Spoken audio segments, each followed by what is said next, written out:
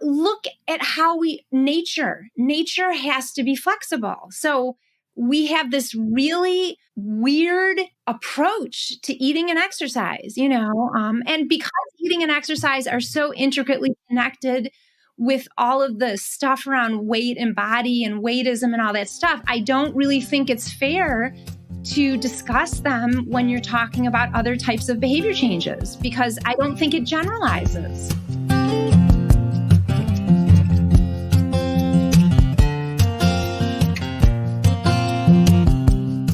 Welcome to Behavioral Grooves, the podcast that brings behavioral science to life. I'm Kurt Nelson. And I'm Tim Houlihan. We like to investigate the aspects of behavioral science that will improve your well-being, your relationships, and your organization by helping you find your groove. And boy, oh boy, did we find our groove in this episode, Tim. Oh, that is true. Our guest, Michelle Segar, is an award-winning lifestyle coach and sustainable behavior change researcher at the University of Michigan. For nearly 3 decades, she has pioneered methods to create sustainable, healthy behavior change that are being used to boost patient health, employee well-being, and gym membership retention of all things. Oh, there we go. There we go. And we were lucky enough to talk to her about her new book, The Joy Choice, How to Finally Achieve Lasting Change in Eating and Exercise, which I have to say, Tim, is a little bit of a tangent from most of our episodes in that we focused a lot on diet and exercise, kind of a self-helpy kind of topic, Yeah, okay. But Kurt, it wasn't that much of a tangent because we approached this through a behavioral science lens. So, that's my rationalization. That's true. So very, very, very true. They're there.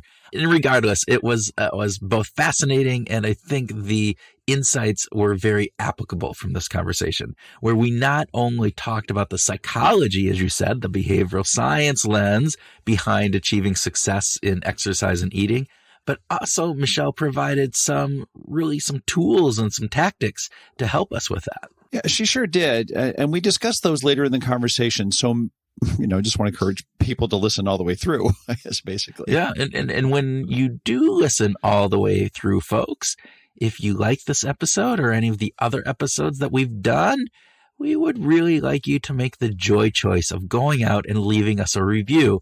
Not because it'll only bring you joy, our listeners, but it will bring Tim and myself unbounded joy if we get some good reviews. Oh my gosh. See, that's the joy choice, Tim.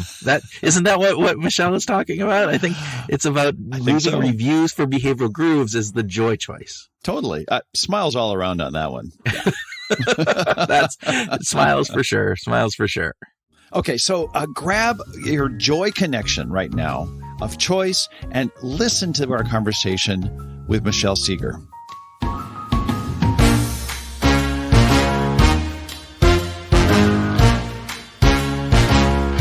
Michelle Segar, welcome to Behavioral Grooves. Thank you. It's great to be here. We're excited to have you. And let's get quickly into a speed round because we need to know right up front, would you prefer to travel on a fixed itinerary or no itinerary at all? No itinerary. Oh, love that. Right. Yeah, right. I have a person of my own heart here. Yeah. Speed round question 2. Are you a coffee drinker or a tea drinker? Both. I eat every other day. So wait, so this is you change every other day? Yes. I've developed a love for green tea. It was actually just I had to do it for, to heal acid reflux, to be frank. Yeah. So It's just part of my keeping the variety going. So we've had guests who have said, I'll do coffee in the morning and then tea in the afternoon. I don't think that we have had anybody yet who has said it's a every other day type piece. I like that. You're the first. Fantastic. You're the first. That is fantastic. Okay, so Michelle, is it better to be flexible or strict in our eating and exercise routines if we want to be healthier? Well, the first answer is that it depends. The second answer is that for most people, based on human nature and the science, being flexible when our plans bump up against unexpected challenges is I believe, is most likely to lead to sustainability when it comes to complex behaviors like healthy eating and exercise. Yeah. Excellent. We're gonna explore that a little bit more as we get into this. But the last speed round question. So understanding all of this component about driving, healthier change, shouldn't it just be easy to lose weight by just changing our habits? Isn't that the easiest and best way to do this? Well, we thought you might have a perspective on this that you might want to say. Well, as you know, interestingly, I just did a Google trend term search, and the term habit is among the highest it's ever been. It's almost reached their 100, top number criterion. Wow. Habit formation, as you know, has been based on a bunch of assumptions. And while forming habits for simple, small behaviors that don't depend on a lot of other people and a lot of conditions to be in our favor works well, and I depend on automatic thinking and decision-making for many things, but, and this is the big but, when it comes to complex multi-stage behaviors like healthy eating and exercise, for most people, the assumptions just can't be met. There are the criterion, and I know we're going to dive more into that. So I'll hopefully use that as a cliffhanger. Keeping people interested to stay longer as we go through here. Yes.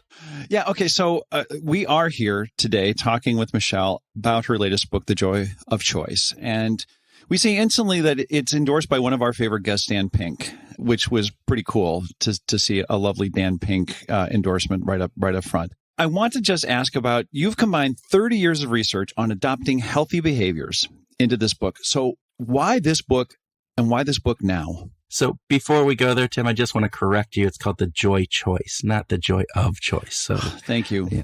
Thank you. Okay. God, man, right out of the bat. People, it's a common, believe it or not, it's a very common thing. Which is fine. But I think it's really interesting. We even fall with the for book that, in front of me, I'm still misreading the title. My apologies to the author. No worries. Why this book, and why this book now?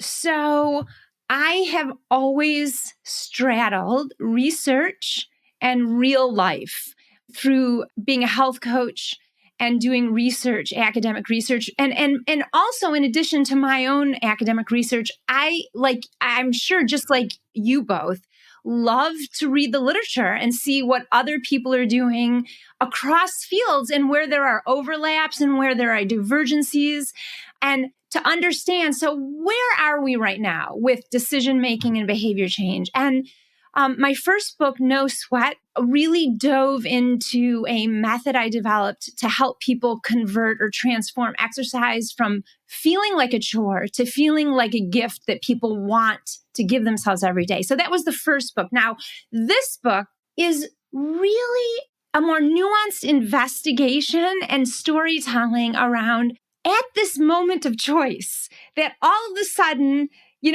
gets derailed because of our, dog throwing up over there, or an elderly parent needing help, with their cell phone. I mean, there's so many things that get in the way, and these things tend to they come at us, and it's like, oh my gosh, I can't go to that exercise class I had planned for, or I'm at a party and nothing on my food plan is here. What am I going to do?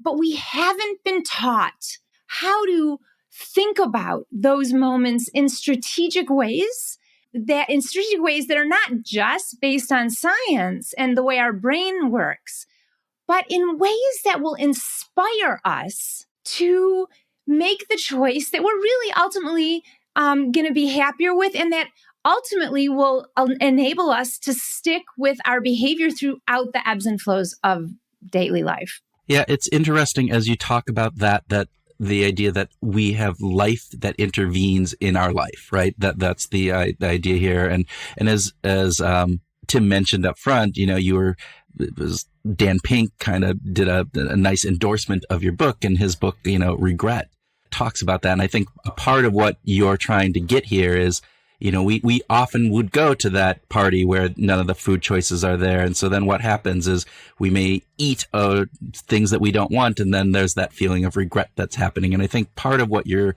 trying to get with this book and kind of the methodology is saying you don't have to have that regret, and you can actually make a good choice. It might not be the perfect choice, but it's a good choice. And that's the way to keep this sustained. Am I overarching there? Absolutely. And the interesting thing about this is if we take a big step back from healthy eating and exercise, which are under the weight loss umbrella, and that's one of the reasons why this is as challenging as it is. When we take a step back out of that paradigm and we look at how we parent and how we are as partners and how we work, we don't expect perfection.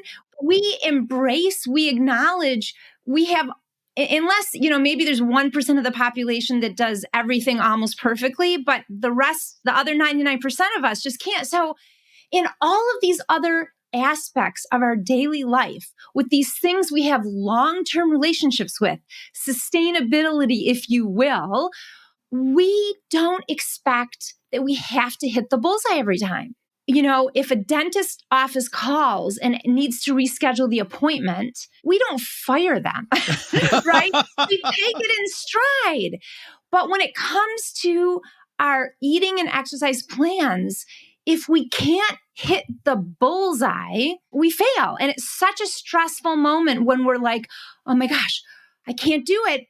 And we haven't been taught to think in an adaptive way, in a formulaic way even, that can guide us to support our brain's innate self-management system so that we can make a choice that keeps us on the path of lasting change. So what happened? How did we run off the rails in this domain? And in other domains, we adapt, we're flexible, we seem to just roll with the punches in so many other domains. Well, there's a very specific reason why. And while, we had talked about before, most of my work is in the United States, but I do some work with the World Health Organization. And I used to think in the 90s, when I started out my career, I used to think this was purely an American phenomenon, but I've learned over time that it is not. And the reason why is because the value and the promotion of exercising and healthy eating, in a way, comes out of the research that's been done that looks at the health benefits, the weight-related benefits that happen when you eat a certain way or when you exercise a certain way. And by its very nature, research has to be precise. Mm-hmm. And so what comes out of that by nature precision research, we have prescriptions, right? And dose, but you exercise according to getting your heart rate. Now, this is outdated stuff, but it's still people, because of the way our belief systems work, the physiology of beliefs, people have heard for so many years, you need to exercise and sweat and get your heart rate up, certain percent of your maximum heart rate, all that stuff, very prescribed dose response frameworks for thinking about it. And eating, we have to eat 5, to 9 for fruits and vegetables. And so I believe the reason why we have become so, I call it the dogma of the bullseye.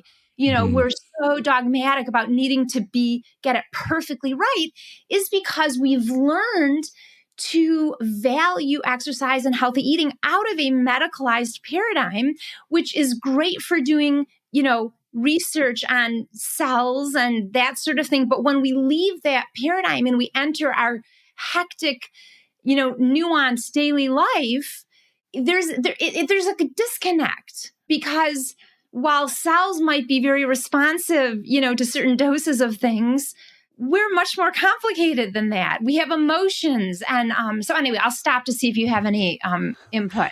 I think that it's a really insightful comment there, that this idea that we come from this medical precision area And then life, as we talked about earlier, isn't as nice and clean cut in various different pieces. You also, in the book, you also talk about this idea where you say the gap between our intentions and behavior, and I quote here, is not a reflection of our personal failings, unquote. And when you're talking about that, it makes me think about what you're just saying, but the idea that we tend to, when we do fail, we take that as really a negative impact on our identity, but also it's like, oh, gosh, I just don't have the self-control, the willpower, and we beat ourselves up over it in those instances, as opposed to, hey, I have to miss the dentist appointment because I have to do this with my aging parents, and we'll just reschedule that. But we don't do that with these other things. What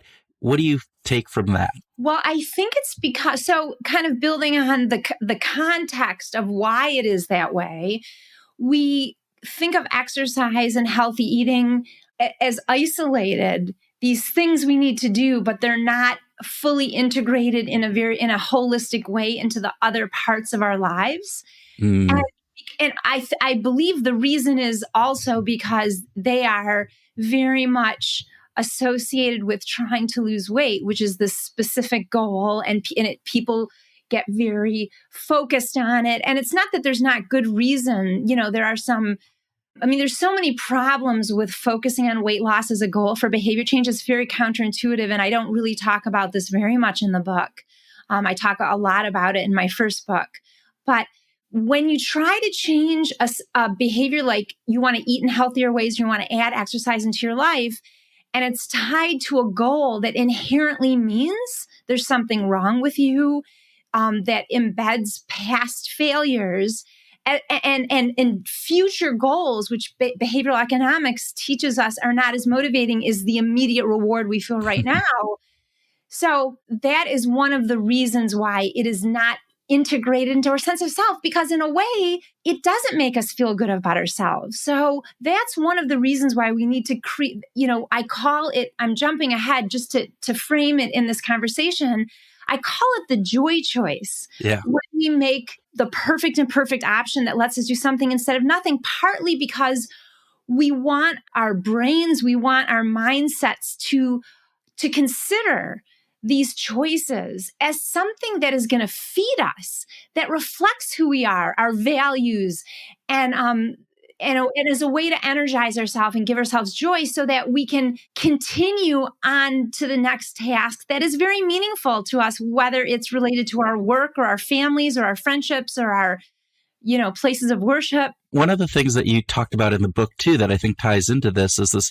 You brought up some research that said how we feel during exercise, not afterwards, is the biggest predictor of if we stay the course or not. And I think that ties into exactly what you're just saying here, is that it's this element of integrating these, not having the goal be losing X number of pounds, but finding that joy in eating in a healthier way, in exercising in a manner that is going to bring some, as you say, joy to your life. And it's really interesting. I study the science across many different areas, and the work that I find most compelling in terms of what is most important for creating a change in healthy lifestyles that you're likely to sustain. Sustainability has, from day one, has been what I focused on. So I only care about what drives sustainability, what thwarts it. And the research suggests that when it comes to things like, for sure, physical activity, the literature on eating is younger than the one on exercise with this, but feeling better, feeling positive from the experiences of, eating a certain way, which could even be just, darn it, I'm taking care of myself. Like, that creates a positive feeling, right? So the positivity is a very strong driver, and that has to do with the neuroscience of reward. So we want to do that. But the other piece is, and again, these things have nothing to do with weight loss, right? This has to do with the way our brains feel rewarded. And the second part, which reflects some of the most important emerging science, relates to helping people value and identify with the choices as something that is meaningful because, or for whatever reason, because you're taking care of yourself, because you're helping yourself be more enthusiastic for the people and projects you care most about. And research suggests that, and I know from my coaching work that it's actually not very difficult both to help people learn to get positive feelings from these behaviors, which is really exciting, and to learn to view it in this more value-based, identity-supporting way. And that is what will help more people adopt lifestyle changes in ways they can sustain. And I'm just going to throw it out there, much more than trying to form automatic habits that they don't have to think about. Well, let's go there then. Let's just go there. There is a critique of habit formation in the very broadest sense. Tell us about where you're coming from and what concerns you have with the way popular press talks about habits, maybe. Sure. And, to be completely honest, it's not just the popular press. I mean, the literature too, I think has some challenges that is important to talk about. Let's talk about that. Yeah. Okay. So any behavior change strategy is based on assumptions, but assumptions, as with anything, are often invisible, right? And so we don't usually talk about, but this is the assumption. So in theory, let's talk about it. And again, I want to say I depend on automatic habits for lots of things. So I don't want to come across as being anti-habit. But, as someone who's been trained in public health as well as psychology to take the context into account, not just the psychology of what's going on in an isolated way, and having worked with people in their real daily struggles, as a health coach, a self-care coach, you see how complex it is. And we already talked about these unexpected things that just kind of get thrown at us and we have to understand. So let's just talk about, here is a big assumption in general in the popular press, and it might be talked about a little differently, but it's in the scientific literature, but it's basically enough similarity that it's okay to just talk about the habit loop.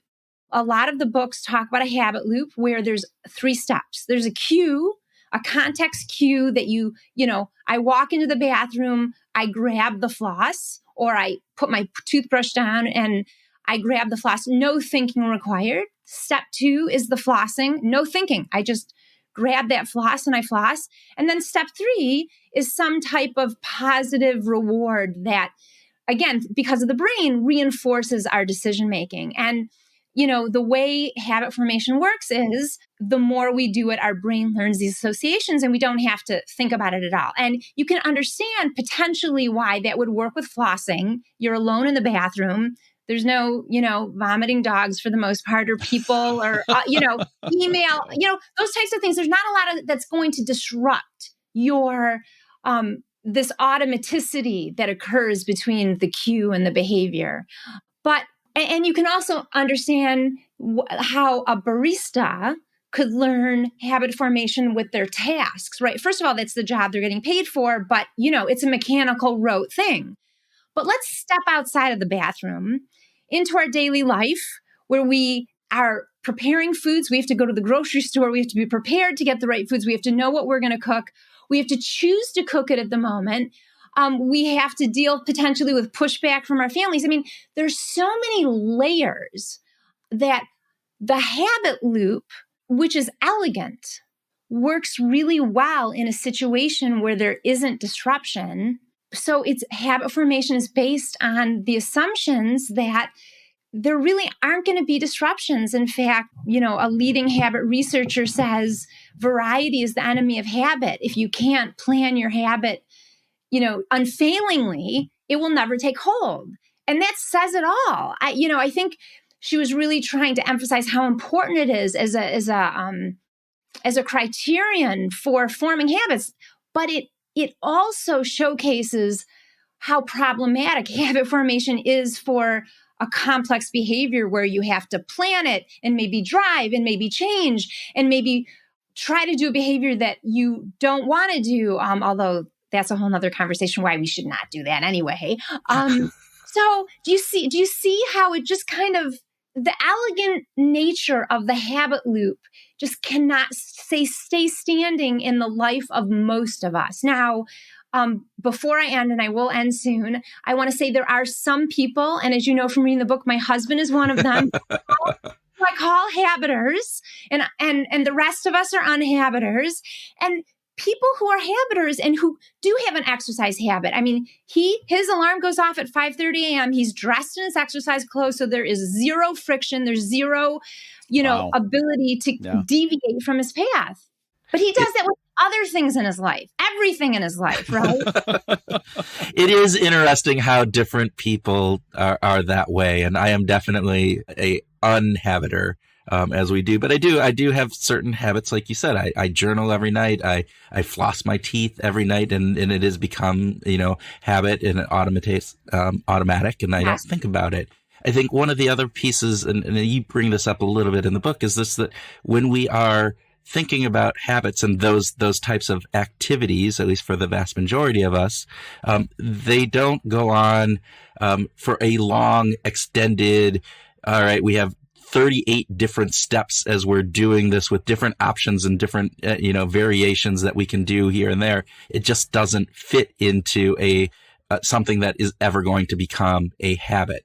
It can be a routine. You can be conscious about trying to do some of these things, but this idea that we're just going to, take that conscious element out of it, that executive functioning that is so important to us as being humans, and just kind of say, nope, we can take that off, which we know. It's why we do habits, right? Because our brains take up a lot of energy. They consume the vast majority of energy per weight according to anything else in our bodies. And so trying to take some of that thinking out can actually be very beneficial for us, but it can't be done in all situations. Can you talk a little bit about what you think the role of the executive function is as we're going through and in this whole element that you're bringing forward?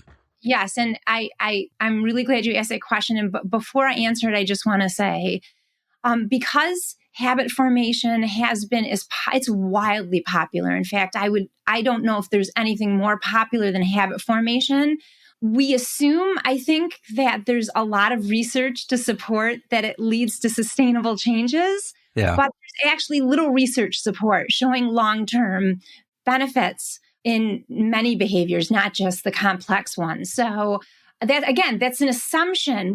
When charismatic people and smart people talk about things, it's very easy to take them in and just kind of assume, well, they know what they're talking about. But it's important for everyone, all of us, you, me, your listeners.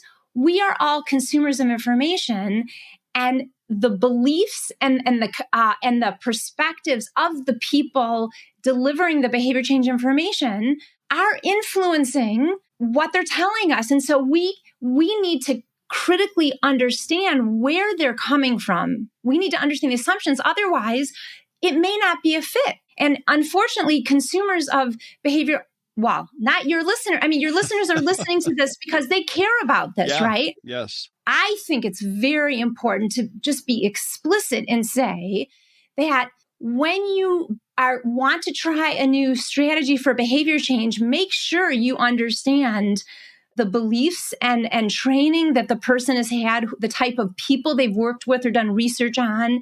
Are those people like you? Or are they animals instead of humans? So these are all things that I think is really important for people to ask themselves. Now, I'll shift into the executive functioning thing, which I think is just super interesting. Our executive functions have evolved to help humans pivot when they need to, problem solve, and manage long-term projects. And, I don't know about you, but when I first started learning or even hearing about executive functioning, it was in two specific domains. It was in aging, because as people age, our executive functions, tend to decrease or worsen, other things in our lives. And people who have a condition like ADHD are innately challenged in their executive functions. And those are the two domains that I had always associated executive functioning with. But in fact, I I would call it emerging. It's not like new as of just last year, but an emerging literature that's looking at the role of our executive functions with eating and exercise. Now, what's really cool about this is that, or interesting, is that when you look at the science on executive functioning and eating, the directionality goes like this. In what ways do our executive functions influence our eating and weight, right? And can we change them? And, there's all kinds of problems with the ways in which our executive functions, especially working memory, has tried to be changed to improve working memory. But anyway, or improve our eating choices. And then when it comes to exercising, the directionality has been traditionally the incredible ways in which exercise boosts and benefits our executive functioning. So, but in the popular literature, we haven't been taught to think about the ways in which our working memory, our cognitive flexibility, and our inhibition or self-control influences our in-the-moment decision-making around eating and exercise. And that's why I wrote the book. I thought it was so interesting. It is. And it also appeals to all of the ways that we consume information, appeals to the way our brain is looking for sort of a black or a white, solution. It is or it isn't. Does this apply to me or doesn't? Rather than the hard work of trying to figure out, to ask the questions like you're bringing up. Well, that's an interesting study. Who was that performed on? What was the sample size? What part of the world was that in? It takes a lot of effort, to get into that stuff. And I think that's always challenging. To what degree do you think mindset plays a role? Everything. So, mindset has been in the forefront of my thinking and work since the beginning because, we know that, and I go back and forth between referring to it as mindset and belief system, because I think there's some value to really dive into the fact that we do have beliefs about certain things. So we could say your mindset toward exercise determines whether you enjoy it or whether you keep doing it. But I wonder if it's more helpful to say your belief system about how it should feel doesn't need to hurt to be valuable to do. That's going to influence whether you pick activities that enjoy it. So I think thinking about belief system is also really important. So, but and I'm just going to dive into a whole nother topic, which I don't talk about in the book, but I think is as important as coaching, as science, and that is branding. How strategies are branded influences how we feel about them, how we think about them. And across, any area, whether it's education, work, exercise, we know that whether people come at things with an approach or an avoidance mindset, whether people feel autonomous or controlled toward it, that these things radically influence how we experience doing them. So, as important is identifying a science-based strategy that research suggests could be helpful, like flexible, like cognitive flexibility, we need to, to actually have a really population level impact and to really get people to take it up, to get uptake, we need to think in marketing ways. And so we want to brand the strategies in ways that people will feel positive about. Like, again, that's why I called it the joy choice. Instead of feeling like I'm a failure, or instead of feeling, it's not worth doing just that little bit. No, it's the perfect and perfect option that lets you do something instead of nothing. And not only does it help you stay the path, it's not a perfect path, just like parenting and work, but we stay the path. But in addition to that, when we recognize through our mindset and our beliefs that this imperfect choice that wasn't what we had hoped to do helps us be our best self, helps reinforce us taking care of ourselves so that we can be more present with our families, or we can have more energy and vitality at work. That mindset then makes us desire to do it. And that is so important, especially we're talking about lasting change is forever. Yeah. So we have to have the ingredients in place, and we have to look to marketing and branding to help us figure that out. Yeah. Michelle, I love how you bring that up. And it reminds me, we just interviewed David Robson, who wrote The Expectation Effect, which is, again, all about belief systems and mindsets and the expectation that you have about something going into it and how that impacts the actual experience of that. And so what you're talking about here fits so wonderful with that. And again, we did a deep dive on Aaliyah Crumb's milkshake study, which is, the expectation on that milkshake actually changed the ghrelin, hormonal response in their gut. So it was the exact same shake, but very different responses because of the expectation, and taking that to what you said, the branding of this, but how we think about exercise, how we think about eating changes actually the experience that we have with either of those. Yes. Which I think, to your point, is what you're saying is it's really important as we go through there. My approach to creating sustainable change is fundamentally grounded in changing the people's mindsets about it, so that people if people don't want to do something, there's a handful of people who will push through that disdain, forever. But most of us don't have the energetic wherewithal to do that. Yeah, and if we I know. We have to create desire. And so that is a huge part of the equation. Let's get into a little bit of some of the tips and tactics that you use in the book, because I think that's going to be important here. And I know Tim is really getting ready to talk about music, so I maybe we can go over this. But you talk about trap, and then you talk about pop within the book. And so can you really quickly, for our listeners, kind of outline what trap is and the impact that trap and why that's important, that acronym, and then pop as we go. Sure. Thank you. So ultimately, the book is modeling the macro of how to support our executive functions. And working memory, is this part of our brain that is where we hold and work with information. And most people, there's different stats, but most of us can hold between like 1 and 2 things in our brain and work with it at the same time. So if I want to help people in the moment spontaneously improvise with their choice, their exercise or eating choice, because something unexpected arose and they have to think, well, they need to be able to call forth something that's easy to remember. And TRAP is the acronym. So TRAP reflects what I call the 4 primary decision disruptors.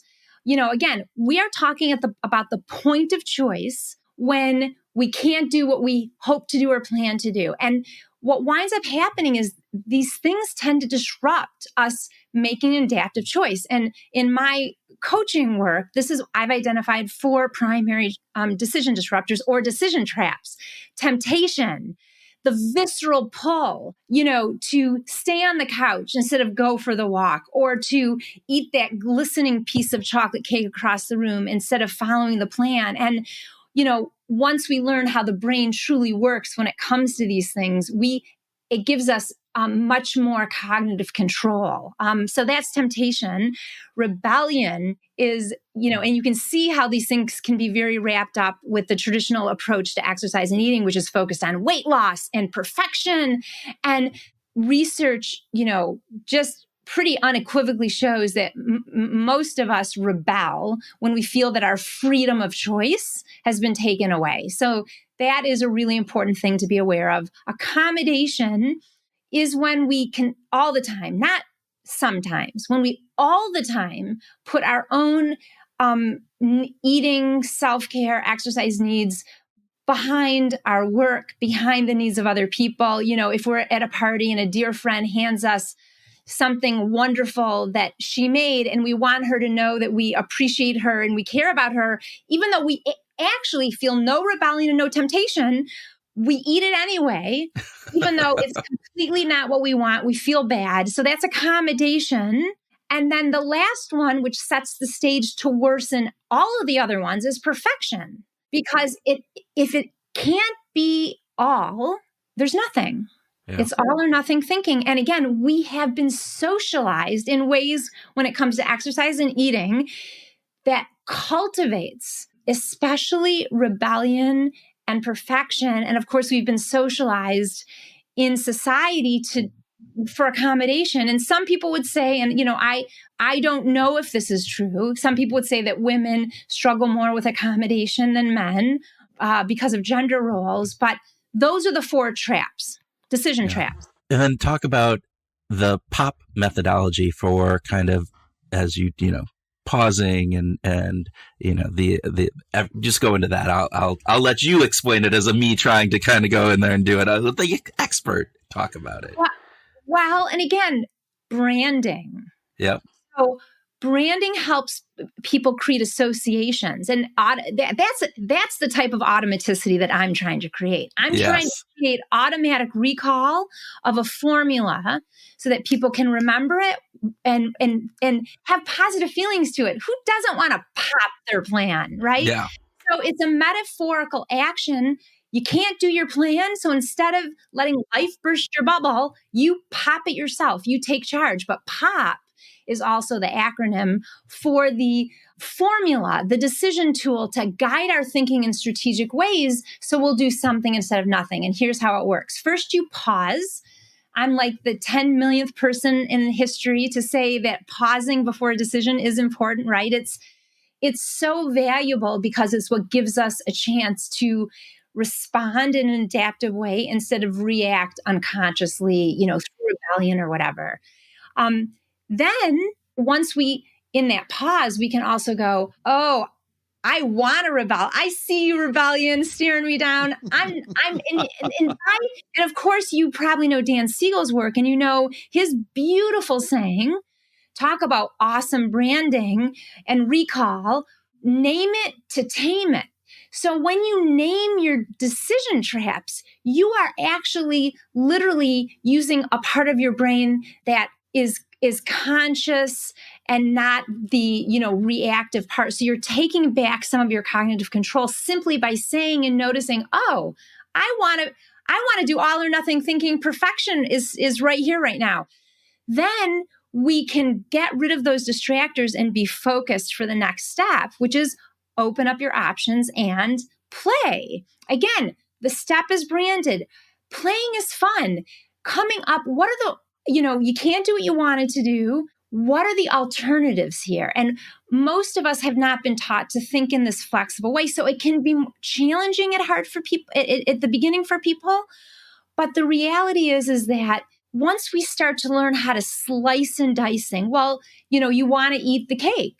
And that's participating in the celebration of, your neighborhood potluck.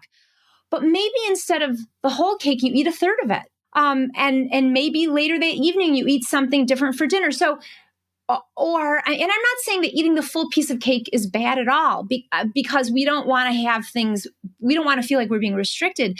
But once you leave the yes-no paradigm, which is all or nothing restrictive thinking, and you go to, how can I do this? How can I honor the eating and exercise plans that I have for myself, but also participate in this meaningful celebration or social event? Then we can start to see that there are all kinds of ways we can compromise. And then the third part is pick the joy choice, the perfect and perfect option that lets you do something instead of nothing. And it doesn't matter what you pick. It doesn't matter how small it is. It's the fact that you are consciously able to interact with this challenge. Again, and the POP acronym was designed to support each of the 3 executive functions in that order. So it's fun and easy to remember. It is, and it is fun. I love it's sort of imbued with a lovely positive psychology side of it as well. That is really appealing to me. I also really love how you kind of alluded to this idea that the economists have always assumed that we're going to easily just select the alternative that makes the most sense for us at any given time. And of course, this is where behavioral economics and behavioral sciences have really been on the rise, because there's so many troubles. But what you're providing here, Michelle, is a lovely path through the distractions and the challenges and the real world. So I want to thank you. Yeah, I want to say thank you for that. But we have to talk about Earth, Wind, and Fire. Yes. Well, I mean, before we went live, we mentioned music, and you just blurted out virtually at the top of your lungs, earth, wind, and fire. So, okay. So why earth, wind, and fire? Well, you use groove, I don't know. I mean, I like all kinds of music, and I have a 14-year-old son who listens to, the pop music and, very funky. And I enjoy that too. Although some of the lyrics are like, oh my God, but, Earth, Wind, and Fire, dancing. It is groovy. I mean, it is, that's what made me think of it. And, I am a walker. I used to be a jogger, but I really can't do that. So I walk for my exercise, and Cool. And I love it. I love being outside. But today I decided to do something new, and I took out my Nordic track that I bought 30 years ago, and I listened to the playlist that I made for myself in the 90s, and so maybe that's why Earth, Wind, and not that they were from the 90s, but that playlist it has a lot of older, wonderful music. So maybe that's why, because I just exercise to it. I think that's cool. Did you listen to music while you were writing the book? No, I did. I don't listen to music when I work. I wrote it during COVID. I'm thinking about my first book. I can tell you, do either of you know or Zingerman's? Have you heard of Zingerman's? Mm-mm. It's a very famous food. Oh, it's a set of businesses in Ann Arbor. Wonderful. But there's a very famous delicatessen coffee shop in Ann Arbor. And in the midst of the chaos and the positivity of this place is where I would say that I do my best work. So not music. And, I guess I have no trouble plugging this place. They have a mail order business too. They are all about taking care of their employees, contributing to the community. It's a very values-based company. And that's probably why being creative in that kind of a space is so helpful. Yeah, I think context in that can really help, right? The idea of what is the energy level within the room? What does that then convey into how you're writing? I do have to say, I think the book, some of the writing in there is some of the best writing that we've seen. We get a ton of books, as you guys know, and it was so well written that I have a number of underlines on different lines going, oh, that's a perfectly written sentence. So hopefully we'll the energy that you got from writing it at Zingerman's, is that right? Did I say that right? Zingerman's, it's called the business is called Zingerman's. Yes. Yeah. There you go. So we'll find it. We'll put a link. Why not? We'll put a link. Absolutely. Okay. Fantastic. Michelle Segar, thank you so much for being a guest on Behavioral Grooves. Thank you so much. It was such fun. It was a joyous occasion for us too. There you go. It was a joy choice for us. Yeah, absolutely. Thank you.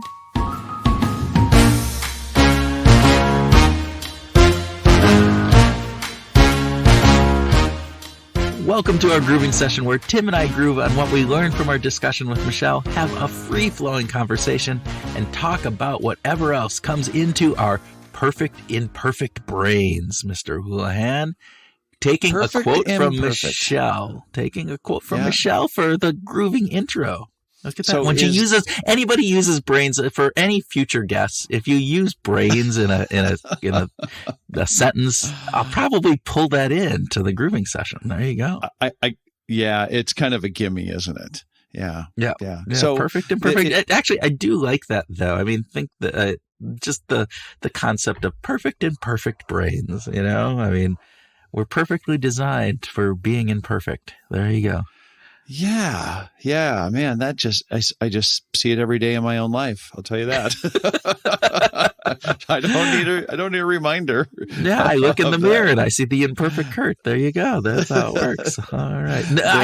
I think there's some interesting things when you think about that though, because it does imply some aspects of, we put a lot of pressure on ourselves to be perfect. And it's one of the things that Michelle talks about, this idea that perfection can be a trap. It's part of that element, right? Yeah. And so the idea that our brains aren't wired that way, I think helps us maybe overcome some of that. And I think that's an important piece that she brought up. So I couldn't agree more. We could just start right there, because this whole idea of these decision disruptors, like her use of trap, the temptation, rebellion, accommodation, perfection, the fact that they happen, derail us. And I think that we put way too much pressure on ourselves to have this flawless execution of life. If I look at Google Maps and it says it'll take me 11 minutes to get from here to wherever I'm going, and I get in the car and it takes me 12 minutes, I'm really irritated. But there are so many things that are outside of our control that might slow us down. That wait, minute. Slow down. I want to make sure that I understood that you get mad over a minute being wrong on the Google Maps estimation. Yes. Oh, Mr. Houlihan. Oh, dude, I didn't know. That's sad. I get pretty wrapped up around little things like that, but that's part of the problem. I think is this crazy attention to that 1 minute's going to make a difference. Okay, maybe I'm the only one. Maybe all of our listeners don't have that issue. Maybe no one does. Maybe I'm the only one. No, I think probably others do as well. I think this is an interesting piece, right? We often get caught up in focusing in on the minutia, or minutia might not be the right term, but these things that, if we just broadened our perspective and took a bigger picture viewpoint, does that minute really make a difference in our lives? And even more importantly, shouldn't we be planning to maybe have some disruptions in our lives around the time it takes? Because Lord knows, if it's an 11-minute estimation, there could be the stoplight could be extra long this time. There could be an emergency vehicle. So build in some leeway. Going back to Katie Milkman, right? And this idea that when you set out your exercise goals, when we had her on the thing, and the idea that people who had some flexibility in when they did it, while it was harder for them to maintain that routine going forward, those that did kept it longer because they switched it up. It wasn't about doing it Wednesday morning at 7 a.m. It was doing it sometime on Wednesday and making sure that they had that. So I think there's some really key pieces in there when we think about that, which takes me for at least where I want to go with this. Okay. Is this idea about habits, right? And I loved Michelle's take on this idea that habits are not the solution for most people when it comes to complex behavior, of which eating and exercise are definitely complex behaviors. Well, and did you get the feel that she's kind of challenging sort of the zeitgeist around habits? Like, oh, yes. I love it. I mean, we love Wendy Woods and Katie Milkman, a whole bunch of those that are, fantastic work. But Michelle's kind of saying, blah, blah, blah. There's something that she's a bit poo-pooing all that. And I think she was more articulate than blah, blah, blah. But yes, I agree with you there that it's true. I think there is a pushback, and I'm welcoming that pushback. It's been something that's been on my mind for a while, even though we brought this. I mean, we utilize habits and that piece in a lot of the training that we do and some of the others. And I think it's important. It's important to understand, particularly like some of BJ Fogg and Small Habits, right? And James Clear and some of those pieces about, utilizing habits for these small elements that we can reduce the cognitive load that we have. Mm-hmm. But to Michelle's point, that falls apart pretty quickly when the behavior that we're doing doesn't always have the same cue, that there are environmental factors that are there, that when it is more than just a single or maybe even dual step process of what we're doing, if there's a lot of choice within that actual element, the idea that we can have an automated response based upon a set cue, just doesn't really resonate with me.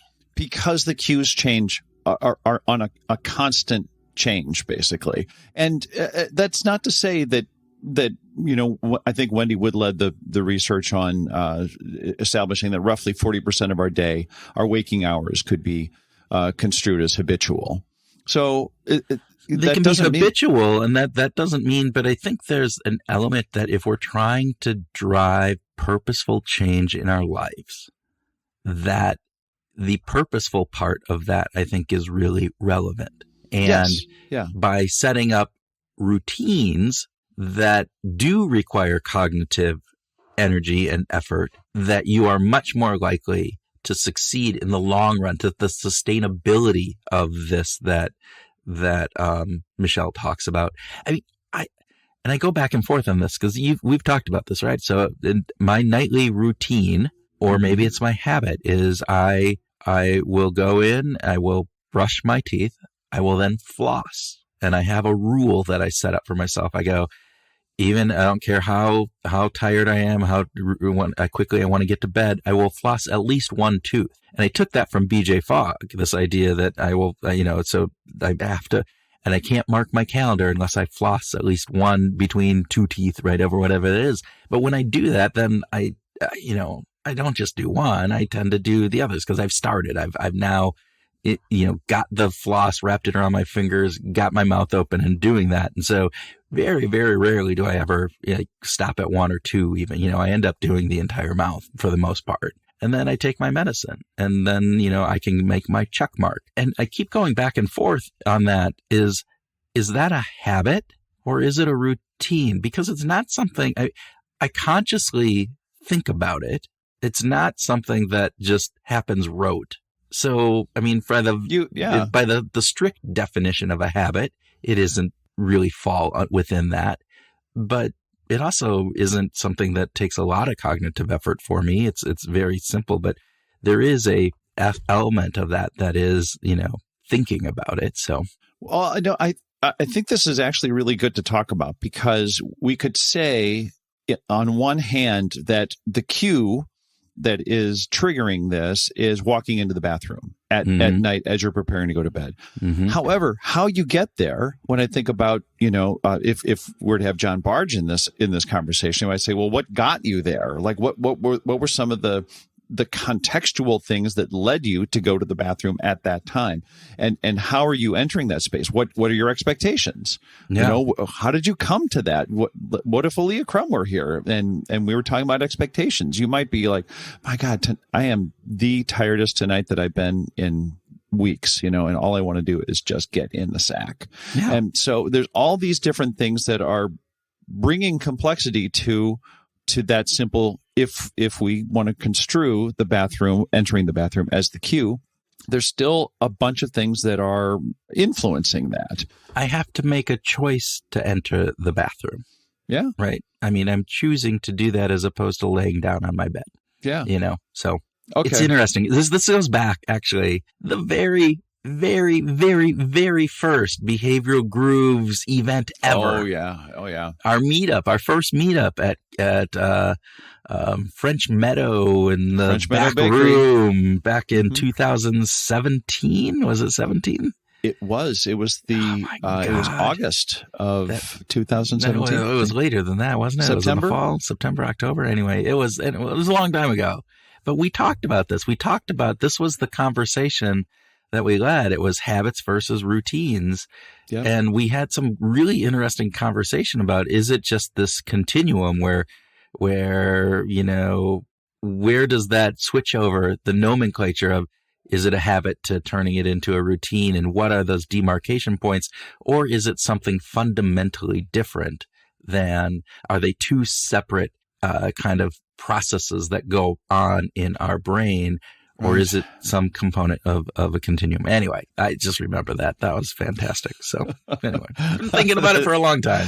And my leaning these days is that I am pushing much more, at least in the work that I'm doing, is to build routines, to focus less on trying to establish a habit and building in sustainable routines that you can build in reminders. You can have a consistent kind of element, that cue aspect that it can play a part in it, but you also build in rewards and social and make sure that there is a process that you have put in place in order to achieve these goals that you're setting up, the behaviors that you want to change. So is calendar blocking one of those? Or calendar blocking is a piece of it. Notes Journaling. And reminders around journals that, we talk about. It's part of what we put into BrainShift as we build that out, So absolutely. Yeah, lots of that. Anyway, What else do you want to talk about? Well, how about the dogma of the bullseye? How about that? First of all, it's just such a yummy, delicious kind of term. But wow, how we get so caught up in that, gotta hit that bullseye. Well, and it goes back to the perfection part, but it also goes back to our conversation with Annie Duke and the archer's mindset, right? And the idea that we just need to focus on getting it on the target, not necessarily in the bullseye. And the more that then we can start narrowing it down, and we can start looking, are we always to the right on side of the target? Is always on the left? So you can look for biases within there, and just that and noise and thinking through that. And I love that concept of, we get stuck and we get frozen because if I don't hit the bullseye, it's a failure. And that's hit the damn target.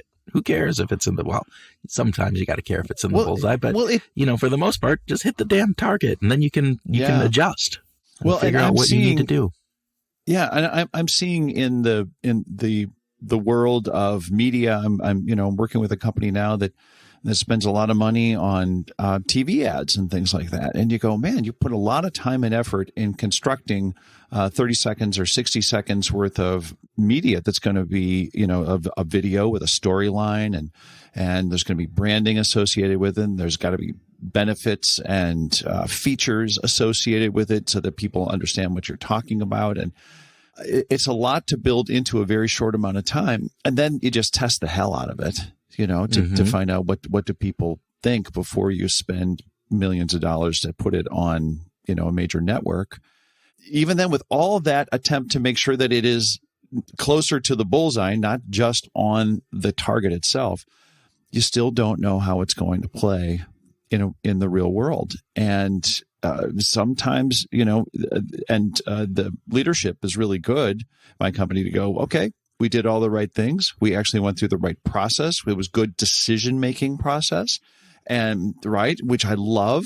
And yet our actual results weren't what we expected them to be. Yet it was still a good decision because we used the right process. We went through the right process, and that's important. Well, and we'll go back to Annie Duke and go, okay, so now we take that and we go, what were the assumptions that we made up front? And we can now look and say, all right, where did that decision, what do we need to improve our decision moving forward? And I think, again, it's why we love Annie, and she brings that in. But I think Michelle kind of is talking that same thing, right? We get stuck in this perfection mode, right? And just the last piece I talk about, I think, before we close up, unless you want to talk whatever you want to talk about. Lord knows music is probably one of those things, or whatever. Your dog, who knows? Anyway, but we talked about trap already, right? We talked about that temptation, rebellion, accommodation, perfection. But she also talked about pop. And I love this because it's very simple. And it's this pause, open up for options, and play, and then pick the joy choice. So pause, options, and pick. So, and I think the key, and we didn't talk about this, but the key on that is just the pause part. And we've talked about this in other elements. It's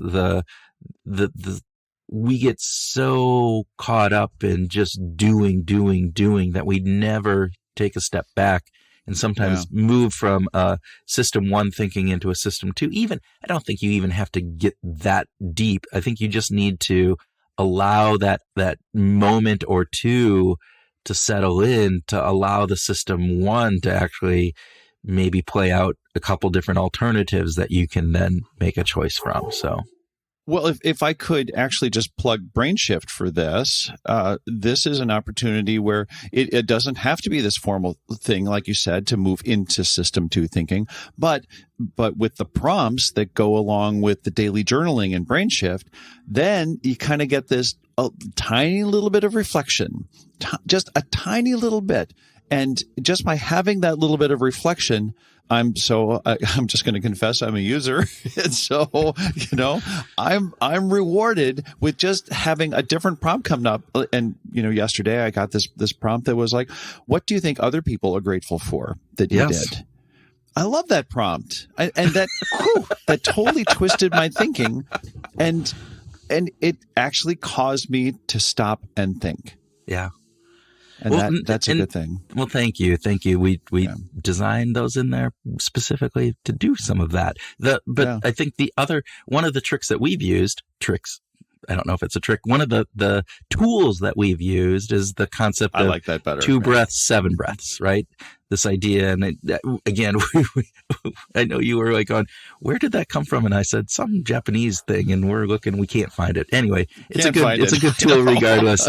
This idea that before we take, making a decision, even like very simple ones, not ones that your life is on stake or massive, something you got to do really quick if you're playing in a sport game or anything. But if you're outside of that, don't make that decision before you take 2 breaths, but make sure you take that decision before you take 7 breaths. So you don't get stuck in kind of ruminating over all the different things that you can have, but you also pause. You take that. Yeah. So take 2 breaths. All right. Somebody, where do you want to go to eat tonight, Tim? Okay. All right. You take 2 breaths and you're giving your brain that moment of being able to, all right, well, I was going to say this, but let's think about this. Maybe this question, maybe they're asking it because they want you to suggest something that they want to go to, or maybe it's like, oh yeah, wait, I forgot we had, pasta 2 nights ago. And so let's not do the pasta thing again, or whatever it is. But those 2 breaths, the pause can make a big difference in some of those situations, particularly in work and other things. Yeah. Yeah. Terrible thing is I can eat pasta 2 nights in a row, or 3 nights in a row, or 4 nights in a row. It just, unfortunately, it just doesn't bother me. Oh, well. Okay. Anyway. All right. Well, I think that should do it for this episode. What do you think? Yeah, I think that's great. We're always so very appreciative of our listeners, and we hope that this episode brought you some joy. Yeah, that's a short story. And hopefully you can take that joy and convert it this week to go out and find your groove.